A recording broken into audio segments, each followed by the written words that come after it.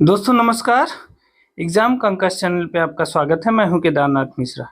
दोस्तों इस समय हमारी डेली करंट अफेयर्स की वीडियो का है। आज है 25 नवंबर। तो चलिए 25 नवंबर की महत्वपूर्ण परीक्षा उपयोगी खबरों को देख लेते हैं। लेकिन उसके पहले दोस्तों, पिछले कई दिनों से अत्यधिक व्यस्तता के कारण आपको डेली करंट अफेयर्स की वीडियो नहीं मिल पाई। इसके लिए हमें बहुत खेद है और आने वाले समय में ऐसी परिस्थिति उत्पन्न नहीं होगी और मेरा प्रयास रहेगा कि आपको डेली करंट अफेयर्स की वीडियो नियमित रूप से मिलती रहे। साथ ही दोस्तों, इस समय आप यूपी पीसीएस की परीक्षा की तैयारी कर रहे हो या बिहार पीसीएस की परीक्षा की तैयारी कर रहे हो, आप करंट अफेयर्स की बहुत सी मैगजीन पढ़ते होंगे, जैसे घटनासार पढ़ते होंगे या आई दृष्टि घटना चक्र की पढ़ते होंगे। तो आप देख रहे होंगे, अगर आप हमारे डेली करंट अफेयर्स की वीडियो को फॉलो करते रहे हैं तो आप देख रहे होंगे कि आपको हमारी डेली करंट अफेयर्स की वीडियो से प्रश्न लगातार मिल रहे होंगे। ऐसा इसलिए है क्योंकि हम अपने डेली करंट अफेयर्स की वीडियो में केवल अच्छे प्रश्नों को शामिल करते हैं, उन्हीं प्रश्नों को शामिल करते हैं जिनकी परीक्षा में पूछे जाने की संभावना बहुत अधिक होती है। तो देखिए, आपको बहुत आसानी हो जाएगी अगर आप हमारा डेली करंट अफेयर्स की वीडियो फॉलो करते रहे हैं। साथ ही दोस्तों, चूंकि इंपॉर्टेंट क्वेश्चन ही हम लेके आते हैं, इसलिए हमारी वीडियो बहुत छोटी होती है। इसलिए वीडियो को पूरा देखने का प्रयास करें। साथ ही इन तथ्यों की पीडीएफ के लिए आप हमारा टेलीग्राम चैनल और व्हाट्सएप चैनल ज्वाइन कर लीजिए। वहां परीक्षा संबंधी महत्वपूर्ण खबरें भी रहती हैं और इन तथ्यों की पीडीएफ भी आपको उपलब्ध हो जाएगी। ठीक है। साथ ही इन दिनों हम घटनासार करंट अफेयर्स का वन लाइनर वाला जो पोर्शन है, जिसमें राष्ट्रीय घटनाक्रम और अंतरराष्ट्रीय घटनाक्रम को अभी तक हमने पढ़ाया है, साथ ही आर्थिक घटनाक्रम के भी 2 हिस्से हमने पढ़ा दिए हैं। उसकी भी वीडियो एग्जाम कंकस चैनल की प्लेलिस्ट में अपलोड हो गई है। आप वहां जाके उसे पढ़ सकते हैं और आसानी से करंट अफेयर्स के जो पीसीएस में आने वाले 40 प्रश्न है उसको वहां से कवर किया जा सकता है। तो चलिए, आज 25 नवंबर की जो महत्वपूर्ण परीक्षा उपयोगी खबरें हैं उनको देख लेते हैं। ठीक है। तो देखिए, आज की पहली खबर है, खेलो इंडिया यूथ गेम्स और खेलो इंडिया पैरा गेम्स 2025 का आयोजन किस राज्य में किया जाएगा। तो देखिए, खेलो इंडिया यूथ गेम्स और खेलो इंडिया पैरा गेम्स 2025 का जो आयोजन है वह बिहार राज्य में किया जाएगा। ठीक है ना, ये बहुत इंपॉर्टेंट है। यूपी पीसीएस और बिहार पीसीएस दोनों की परीक्षा के लिए मोस्ट इंपॉर्टेंट है। देखिए, खेलो इंडिया यूथ गेम्स और खेलो इंडिया पैरा गेम्स 2025 का जो आयोजन है वह बिहार राज्य में किया जाएगा, इसे याद रखिएगा। साथ ही इसके बारे में और तथ्य देख लेते हैं।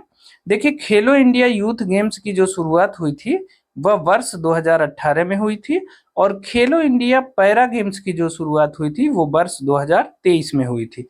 तो इस फैक्ट को भी याद रखिएगा। ठीक है ना। खेलो इंडिया यूथ गेम्स की शुरुआत कब हुई थी? 2018 में।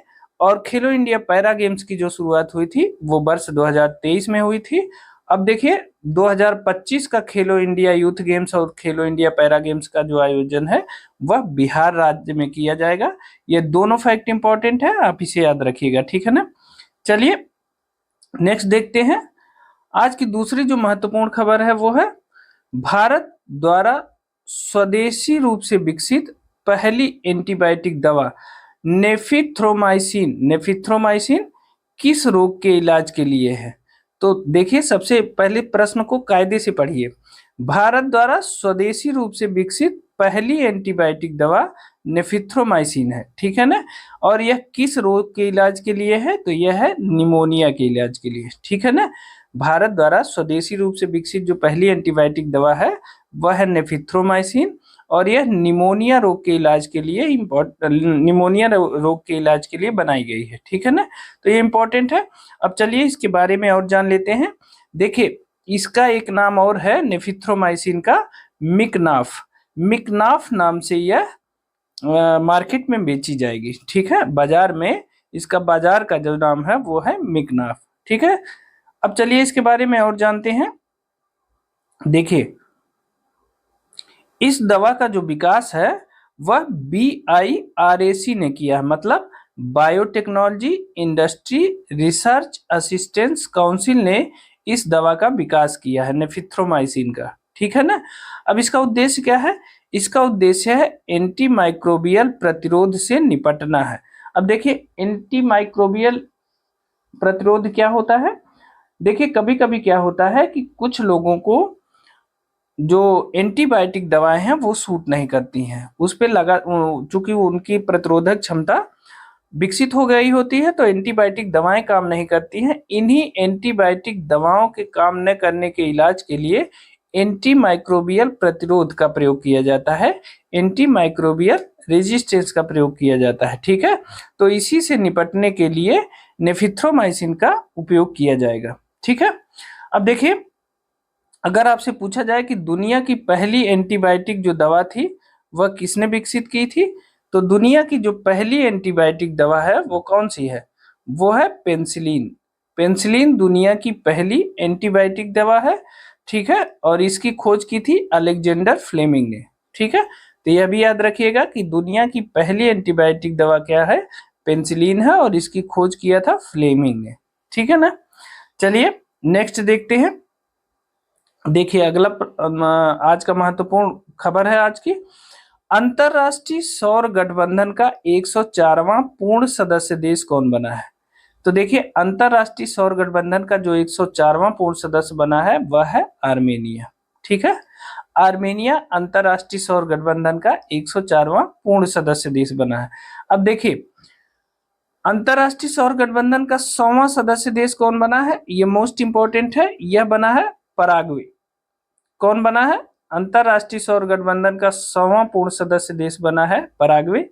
101वां पूर्ण सदस्य देश कौन बना है? नेपाल। ठीक है, अब देखिए 104वां पूर्ण सदस्य देश कौन बना? आर्मेनिया।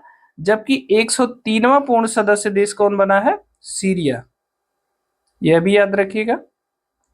ठीक है, इस प्रकार अंतरराष्ट्रीय सौर गठबंधन का जो 104वां पूर्ण सदस्य देश बना है आर्मेनिया, तो इसे याद रखिएगा। साथ ही 100वां पूर्ण सदस्य देश पराग्वे बना है, इसे भी याद रखिएगा। अब देखिए आईएसए के बारे में कुछ जान लेते हैं। आईएसए की जो स्थापना हुई वो 30 नवंबर 2015 को हुई।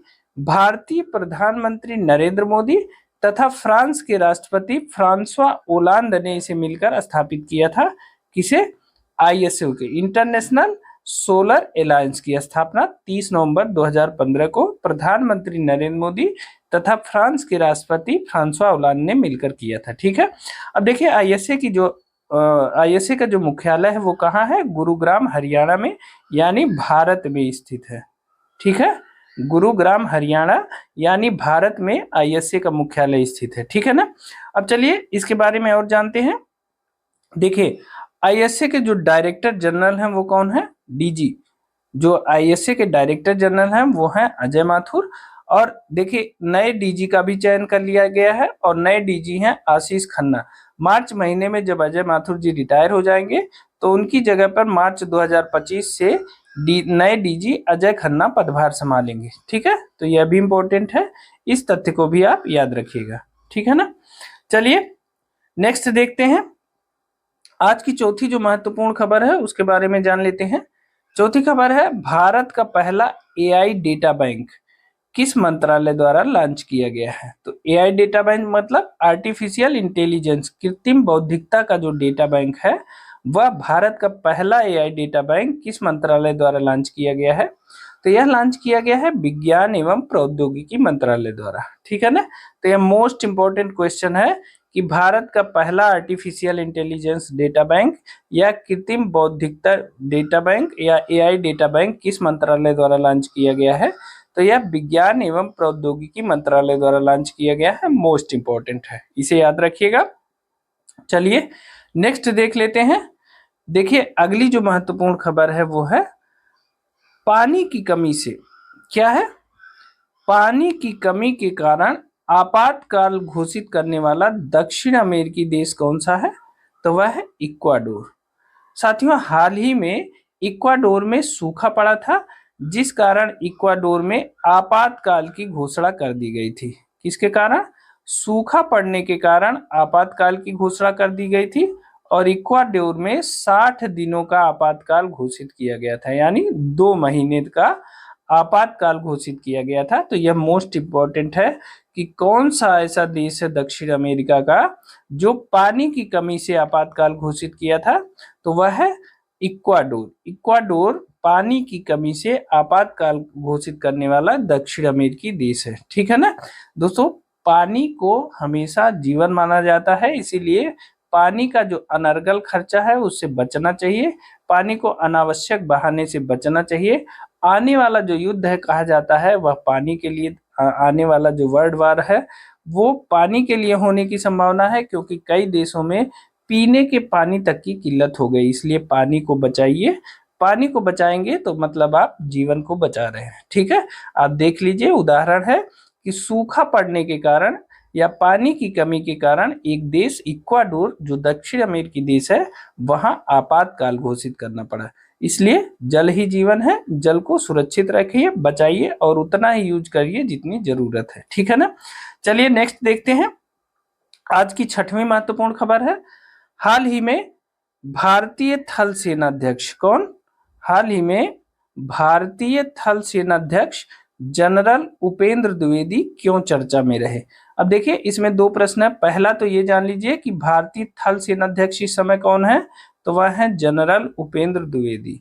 जनरल उपेंद्र द्विवेदी वर्तमान में भारतीय थल सेनाध्यक्ष हैं और ये चर्चा में क्यों रहे? क्योंकि इन्हें नेपाली सेना के मानद जनरल का पद प्रदान किया गया है। किसे क्या प्रदान किया गया है? नेपाली सेना में मानद जनरल का पद प्रदान किया गया है, इसलिए चर्चा में रहे। अब देखिए भारत और नेपाल में कुछ ऐसी परंपरा है कि भारतीय सेना नेपाली जनरल को नेपाली सेनाध्यक्ष को मानद उपाधि देती है और नेपाल की सेना भारतीय सेनाध्यक्ष को मानद की उपाधि देती है। ठीक है, तो भारतीय थल सेनाध्यक्ष जो है जनरल उपेंद्र द्विवेदी, इन्हें नेपाली सेना ने हाल ही में मानद जनरल का पद प्रदान किया है। तो यह भी इंपॉर्टेंट है, इसे याद रखिएगा। ठीक है ना दोस्तों, हम अपनी वीडियो में करंट अफेयर्स के केवल उन्हीं प्रश्नों को शामिल करते हैं जिनकी परीक्षा में पूछे जाने की संभावना बहुत ज्यादा है। ठीक है, इसलिए हमारी वीडियो बहुत संक्षिप्त है, छोटी सी है, आप इसे पूरा देखिए। और अगर आपने हमारा चैनल फॉलो किया है, नहीं फॉलो किया है तो अभी से फॉलो करिए। और अभी तक ने हमने जो डेली करंट अफेयर्स पढ़ाया है उनका मिलान आप बाजार में उपलब्ध पत्रिकाओं से कर लीजिए। जितना हमने इम्पोर्टेंट बताया है सब यही कह रहे हैं कि आने वाली परीक्षा के लिए यही प्रश्न इम्पोर्टेंट है। तो आप इसे फॉलो करते रहिए, नियमित देखते रहिए और पूरा वीडियो देखने का प्रयास करिए। ठीक है ना, चलिए नेक्स्ट देख लेते हैं। आज की 7वीं खबर है, देखिए जलवायु परिवर्तन प्रदर्शन सूचकांक 2025 में भारत किस रैंक पर स्थित है? तो देखिए 10वीं रैंक है। क्या है? जलवायु परिवर्तन प्रदर्शन सूचकांक। तो जलवायु परिवर्तन प्रदर्शन सूचकांक 2025 में भारत 10वीं रैंक पर स्थित है। दोस्तों अगर आप यूपीपीसीएस की परीक्षा, आरओ की परीक्षा या यूपी ट्रिपल एससी की परीक्षा या बिहार पीसीएस की परीक्षा दे रहे हैं, इससे पहले भी आपने इन परीक्षाओं को दिया होगा तो आपको पता होगा यह प्रश्न बहुत इंपॉर्टेंट है। कई बार यह परीक्षाओं में पूछा गया है और इसके संबंध में 2 तथ्य पूछे जाते हैं, दोनों की चर्चा हम आपसे करेंगे। देखिए जलवायु परिवर्तन प्रदर्शन सूचकांक 2025 में जो भारत की रैंक है वो 10वीं रैंक है। तो अगर भारत की रैंक 10वीं है तो पहली रैंक किसकी है? तो देखिए इस सूचकांक में जो है 1 से 3 नंबर तक कोई देश शामिल नहीं है। ठीक है ना, 1 से 3 नंबर तक कोई भी देश इस मानक पे नहीं आया है। चौथे नंबर पे जो देश है वह है डेनमार्क। डेनमार्क को चौथा स्थान दिया गया है। आप इसे अगर इस 3 को हटा दें तो इसे पहला मान सकते हैं। और नीदरलैंड को 5वां स्थान दिया गया है। ठीक है, तो चौथा स्थान डेनमार्क को दिया गया है, 5वां स्थान नीदरलैंड को दिया गया है और भारत का स्थान क्या है? भारत का जो स्थान है वो 10वां है। ठीक है, तो देखिए जलवायु परिवर्तन प्रदर्शन सूचकांक 2025 में जो भारत की रैंक है वो कौन सी है? 10वीं है। ठीक है, अगर ये पूछा जाए कि जलवायु परिवर्तन प्रदर्शन सूचकांक जारी कौन करता है, तो देखिए जलवायु परिवर्तन प्रदर्शन सूचकांक के जारीकर्ता कौन है, अगर आपसे यह सवाल किया जाए तो देखिए इसके जारीकर्ता है जर्मन वॉच। कौन है? German watch. साथ ही जर्मन वॉच के साथ और कौन इसको जारी करता है? तो देखिए जर्मन वॉच के साथ जारी करता है न्यू क्लाइमेट इंस्टीट्यूट। कौन? New climate institute, new climate institute, और साथ ही क्लाइमेट एक्शन नेटवर्क इंटरनेशनल। कौन? क्लाइमेट एक्शन नेटवर्क इंटरनेशनल, इनके द्वारा यह सूचकांक जारी किया जाता है। अब देखिए मैंने इसको बताया क्यों, क्योंकि कई परीक्षाओं में यह पूछा गया है कि जलवायु परिवर्तन प्रदर्शन सूचकांक कौन जारी करता है, तो उसमें अक्सर जो है ऑप्शन में जर्मन वॉच दिया रहता है। ठीक है, तो आप इसे याद रखिएगा कि जलवायु परिवर्तन प्रदर्शन सूचकांक जारी करने वाली जो संस्था है वो है जर्मन वॉच। एकदम इंपॉर्टेंट है, इसे रटे रहिएगा। ये कई परीक्षाओं में पूछा गया है कि यह जलवायु परिवर्तन प्रदर्शन सूचकांक कौन जारी करता है, तो एक जर्मन वॉच जारी करता है। इसके साथ ही न्यू क्लाइमेट इंस्टीट्यूट और क्लाइमेट एक्शन नेटवर्क इंटरनेशनल, इनके द्वारा जारी किया जाता है। ठीक है, तो जर्मन वॉच और क्लाइमेट एक्शन नेटवर्क इंटरनेशनल, इस दो नाम को याद रखिएगा। अक्सर परीक्षाओं में इनके बारे में पूछा जाता है कि कौन जारी करता है। ठीक है ना, तो मोस्ट इंपॉर्टेंट है, आपको अभी से बता दे रहे हैं, आप इसे नोट भी कर सकते हैं। साथ ही यूपी पीसीएस और बिहार पीसीएस की परीक्षा के लिए अभी यह प्रश्न बहुत इंपॉर्टेंट है, जरूर पूछा जाएगा। ठीक है, चलिए नेक्स्ट देखते हैं। आज की 8वीं और आखिरी खबर को देख लेते हैं। तो देखिए आज की आखिरी खबर है, अमेरिका के नए राष्ट्रपति डोनाल्ड ट्रंप ने किसे अपना वित्त मंत्री नामित किया है। तो देखिए अमेरिका के जो नए राष्ट्रपति बने हैं वो डोनाल्ड ट्रंप बने हैं, और इन्होंने अपना वित्त मंत्री नामित किया है स्कॉट बेसेंट को। ठीक है, जो नए राष्ट्रपति, हाल ही में अमेरिका में राष्ट्रपति चुनाव संपन्न हुआ है, और नए राष्ट्रपति डोनाल्ड ट्रंप किस नंबर के राष्ट्रपति हैं? ये 47वें राष्ट्रपति, 47वें राष्ट्रपति बने हैं डोनाल्ड ट्रंप। इन्होंने अपना वित्त मंत्री नामित किया है स्कॉट बेसेंट को। अमेरिका का वित्त मंत्री एक बहुत बड़ा पद माना जाता है, तो स्कॉट बेसेंट को डोनाल्ड ट्रंप ने अपना वित्त मंत्री नामित किया है। जब डोनाल्ड ट्रंप राष्ट्रपति के रूप में शपथ लेंगे तो उसी समय स्कॉट बेसेंट वित्त मंत्री के रूप में शपथ ग्रहण करेंगे। तो इन्हें याद रखिएगा, अमेरिका के जो नए वित्त मंत्री बनेंगे डोनाल्ड ट्रंप के शासन में, वह बनेंगे स्कॉट बेसेंट। ठीक है, तो यह भी इंपॉर्टेंट फैक्ट है। तो दोस्तों ये थे आज के हमारे डेली करंट अफेयर्स के जो महत्वपूर्ण परीक्षा उपयोगी फैक्ट है, उनको आपने देखा। यह तथ्य आपको कैसे लगे हमें कमेंट करके जरूर बताइएगा। अगर आपको यह वीडियो पसंद आई हो तो एक लाइक जरूर करिएगा। साथ ही दोस्तों इन तथ्यों की पीडीएफ के लिए आप हमारा टेलीग्राम चैनल और व्हाट्सएप चैनल ज्वाइन कर लीजिए, उसका लिंक हमने डिस्क्रिप्शन बॉक्स में दे दिया है, वहां इन तथ्यों की पीडीएफ उपलब्ध है। इसके साथ ही परीक्षा संबंधी जो महत्वपूर्ण खबरें हैं वह भी वहां उपस्थित रहती हैं, आप वहां से देख सकते हैं। साथ ही दोस्तों टेलीग्राम चैनल पर ही हमारे आप घटनासार के वीडियो भी देख सकते हैं जो हम इस समय बना रहे हैं, उसका लिंक भी हमने यहाँ दे दिया है। साथ ही आप उसकी प्लेलिस्ट में जाके यूट्यूब में जाइए और एग्जाम कांकस चैनल को सर्च करिए, तो उसकी प्लेलिस्ट हमने घटनासार की बना दी है। उसमें राष्ट्रीय और अंतर्राष्ट्रीय जो वन लाइनर वाला पोर्शन है उसको हमने अभी तक पढ़ लिया है, और आर्थिक का जो भाग है, आर्थिक करंट अफेयर्स का, वो हम लोग इस समय पढ़ रहे हैं। ठीक है ना, उसकी भी 2 वीडियो हमने अपलोड कर दी है, तो उसको भी आप वहां से देख सकते हैं। साथ ही यह वीडियो आप अपने दोस्तों को शेयर भी करिए ताकि उन्हें भी इन तथ्यों की जानकारी हो और परीक्षा में उनके भी स्कोर बहुत अच्छे हो जाए। ठीक है, तो दोस्तों आज के लिए इतना ही। अगर आप इस चैनल पे नए हैं तो इस चैनल को सब्सक्राइब कर लीजिए, साथ ही बेल आइकन भी दबा लीजिए ताकि कोई भी नई अपडेट वो सबसे पहले आपको ही मिले। तो दोस्तों आज के लिए इतना ही, मिलते हैं आपको अगली वीडियो में कुछ नए तथ्यों के साथ। तब तक के लिए बहुत बहुत धन्यवाद।